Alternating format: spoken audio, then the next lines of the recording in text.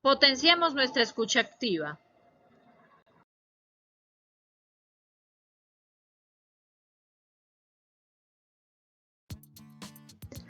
Leer y escribir, toda una aventura. Bienvenidos.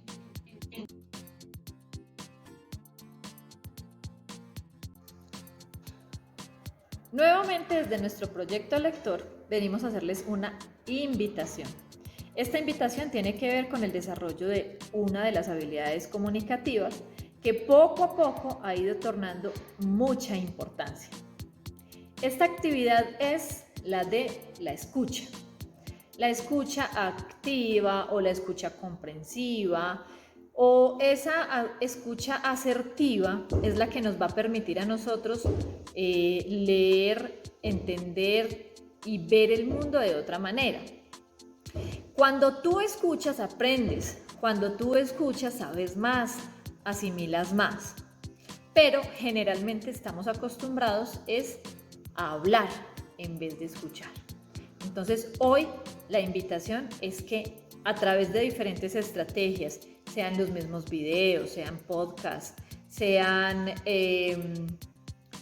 audiocuentos o alguna radionovela, podamos nosotros desarrollar nuestra capacidad de escucha. Entonces todos vamos a escuchar. Esa es la invitación, porque ahorita en este momento de virtualidad, de presencialidad, de diferentes actividades que estamos haciendo con todo esto de la pandemia, pues tenemos que desarrollar necesariamente la escucha. Cuando nosotros escuchamos perfectamente, desarrollamos las actividades bien, porque entendemos qué es lo que nos está diciendo el instructor, el profesor, el guía. Entonces, invitadísimos, vamos a escuchar. La escucha activa. Miremos entonces qué es. Una buena escucha ofrece la posibilidad a la persona que nos está hablando de comunicar y expresar sus pensamientos, sus emociones y sus sentimientos. Si queremos adoptar una actitud de escucha, tenemos que apartar nuestros pensamientos y concentrarnos en las expresiones de la otra persona o de aquello que estamos escuchando. Ahora pensemos, ¿para qué sirve la escucha activa? La escucha activa es una forma de prestar atención que permite conseguir más información a nuestro alrededor. Nos permite profundizar en nuestros puntos de vista después de haber escuchado el punto de vista de los demás. También nos ayuda a entender cuál es un verdadero trabajo en equipo, de cooperación. Cuando escucho el punto de vista de todos, puedo solidificar el punto de vista mío. La escucha activa se llama así precisamente porque requiere de un esfuerzo consciente por tu parte. Tienes que esforzarte para escuchar porque tienes que centrar tu atención en lo que estás escuchando para entender, para comprender. Si esta habilidad es tan importante, ¿por qué será que nosotros no la hemos desarrollado activamente como debe ser? Esa es una muy buena pregunta. Pero resulta de que desde nuestra biología, nuestro cuerpo está diseñado o nosotros estamos diseñados para hablar de nosotros, porque de esa manera exteriorizamos nuestros sentimientos, pensamientos, todo lo que nosotros consideramos que tenemos dentro. Resulta de que para tener capacidad de escucha debemos de tener eso que se llama atención, concentración. Necesitamos un esfuerzo adicional para que la capacidad de escucha en nosotros, en ti, en mí, sea adecuada. Bueno, vamos a pensar en 3 formas de escuchar activamente. Una manera de escuchar activamente es encuentra el significado real de lo que escuchas. Intenta entender tanto las palabras como las emociones que hay detrás de lo que nos están contando. También debemos responder a los sentimientos, no al texto. A menudo el mensaje real está detrás de la emoción y no solamente en las palabras de lo que nos están diciendo. En estos casos debes olvidarte del texto y responder solamente a esa emoción que nos están presentando. Y por último, y muy importante es, tienes que hacer algo más que escuchar. Y hacer algo más que escuchar es poder revisar cuál es la comunicación no verbal. Esa comunicación que se da a través de los gestos, de la postura corporal, la que se da a través de las diferentes formas en las que nos están tratando de mostrar de una manera diferente a las palabras lo que se siente y lo que se piensa. Nuestros abuelos, nuestros padres, muchos tuvieron la oportunidad de desarrollar la capacidad de escucha. Resulta de que como hace tantos años, como en 1932, aparece algo que se llama la radionovela. En esa época no habían televisores desarrollados para todas las personas, como lo tenemos ahora, que todo el mundo tiene acceso a un televisor, a un computador, a un celular. Las pantallas no eran lo grandioso de la época. En esa época, la manera de comunicarse pues era a través del radio. Y en la radio hicieron algo novedoso para todos. Eso era la radionovela. En la radionovela se cuentan historias narradas y dialogadas de un modo dramático y se emiten varios capítulos. Este género radiofónico es considerado como el antecesor de las novelas televisivas, las que vemos ahora, las diferentes novelas, y durante mucho tiempo tuvo gran acogida entre los oyentes por sus temáticas basadas en la realidad o en fantasías. Recordemos, por favor, que habían unas radionovelas como la de Calimán, que era una de esas radionovelas emblema. Muchos de nuestros padres y abuelos escucharon estas radionovelas. Por favor, pregúntale a tu mamá, a tu papá, a tus abuelos, ¿qué radionovelas escucharon? Y hablemos un poquitico de historia, la historia de las radionovelas. En la historia de la radio, este género tuvo su origen en Cuba. En ese momento, Fernando Londoño Henao, directivo de Caracol, adquirió para Colombia los derechos de la adopción de la legendaria El Derecho de Nacer, original de Félix Caiget, obra que más adelante se transmitía en varios países de Latinoamérica y era caracterizada por actores nativos, como fue el caso de Manuel Pachón, quien interpretó a Albertico Limonta, protagonista de dicha radionovela para Colombia. Afortunadamente para las generaciones pasadas, el género de la radionovela vivió durante casi 3 décadas, muchachos, 3 décadas de radionovelas, un espacio en el que el proceso de la fantasía se mantuvo en diversos escenarios y en diversos horarios.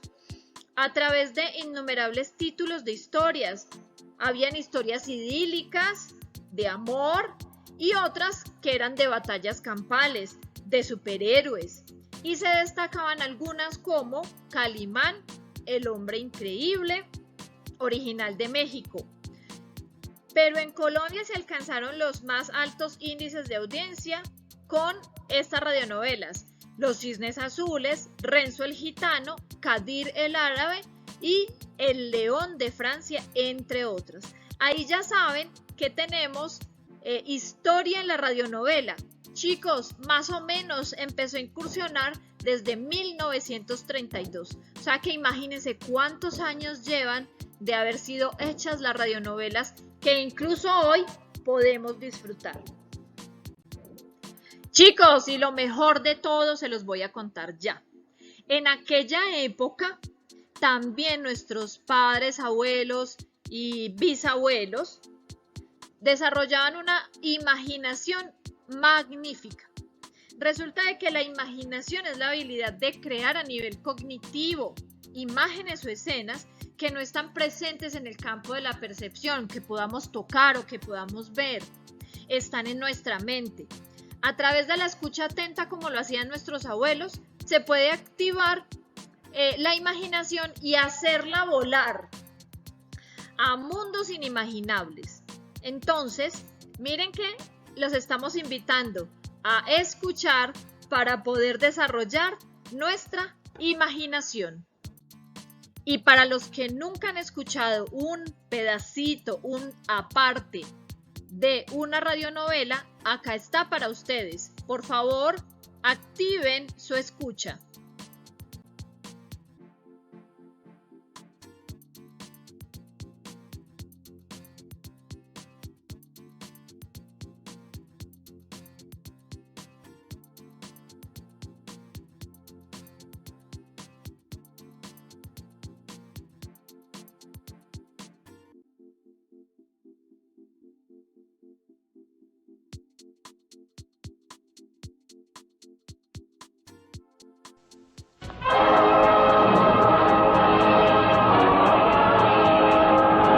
Otra superproducción RCN.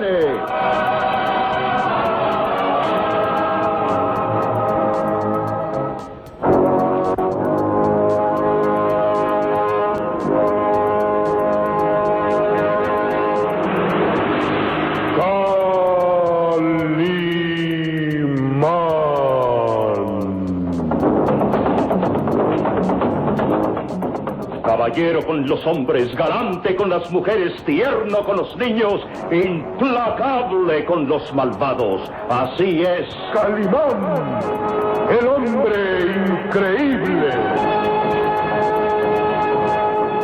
Profanadores de tumbas.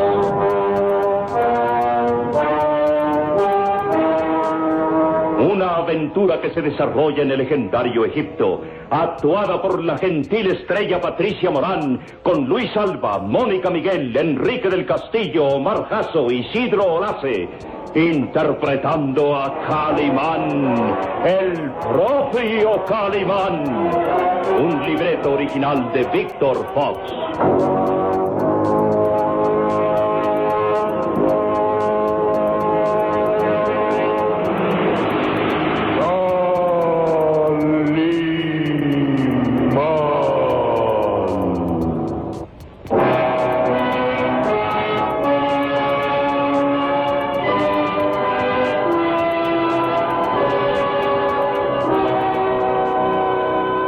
La vieja casona del profesor Douglas Farrell se recortaba majestuosa en el gris atardecer. Enclavada en uno de los barrios elegantes de Londres, destacaba por su severa arquitectura que hacía aparecer como un viejo castillo feudal en medio de las demás construcciones un tanto modernas. El barrio era tranquilo, apacible, muy ajeno al movimiento de la gran urbe londinense, de la que apenas llegaba un murmullo sordo, lejano e incoherente. La mansión del profesor Douglas Farrell se antojaba como un oasis de tranquilidad, indiferente a todo lo que sucedía en Londres. Era el sitio indicado para la meditación y estudio. El profesor Douglas Farrell, catedrático de la Universidad de Eton, arqueólogo de reconocido prestigio, había dedicado gran parte de su vida al estudio de las ruinas del Egipto de los faraones.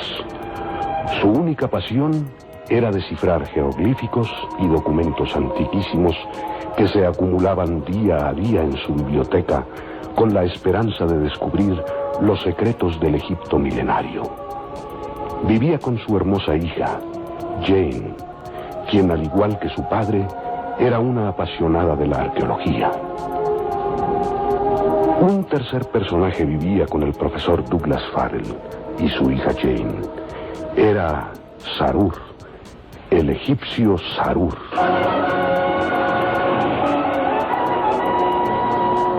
El egipcio Sarur, un joven por cuyas venas corría sangre de la nobleza del antiguo Egipto, decíase descendiente directo del gran sacerdote del templo de Isis, Sarur Asaf. El egipcio Sarur había abandonado 5 años atrás su país natal, la pequeña aldea de Nefris, situada a orillas del Nilo, en la frontera de Egipto y Sudán.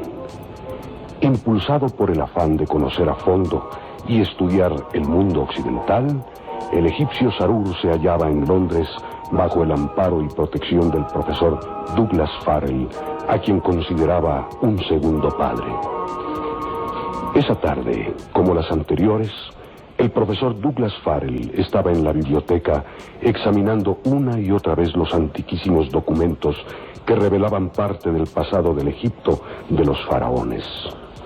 Sus manos, acostumbradas al contacto de los viejos papeles, se deslizaban como en suave caricia entre papiros y legajos. Sus ojos escudriñantes se clavaban en los signos al parecer indescifrables. Y a su lado, el egipcio Sarur observaba.